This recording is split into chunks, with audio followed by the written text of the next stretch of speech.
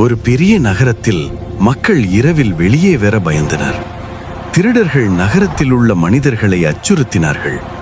அந்த நேரத்தில்தான் கருப்பு ஆடை கவசம் அணிந்த ஒரு விசித்திர ஹீரோ தோன்றினான்.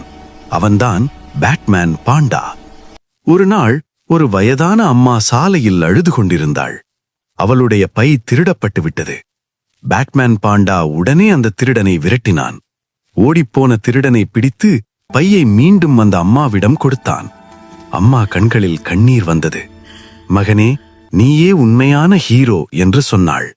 பேட்மேன் பாண்டா மெதுவாக சிரித்தான். ஹீரோவாக இருக்க பெரிய சக்தி வேண்டாம், நல்ல மனசு இருந்தால் போதும் என்றான்.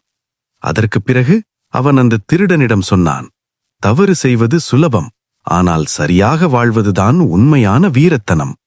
திருடன் வெட்கப்பட்டு, இனிமேல் நான் நல்லவனாக மாறுவேன் என்று வாக்குறுதி கொடுத்தான். அன்றைய இரவு முதல் நகரத்தில் மாற்றம் ஏற்பட்டது. மக்கள் ஒருவருக்கொருவர் உதவத் தொடங்கினார்கள். பயம் குறைந்து நம்பிக்கை அதிகரித்தது. பேட்மேன் பாண்டா நகரத்தின் கட்டிடத்தின் மேல் நின்று பார்த்து, நான் இருக்கிறேன், நல்லது எப்போதும் வெல்லும் என்று மனதில் நினைத்தான்.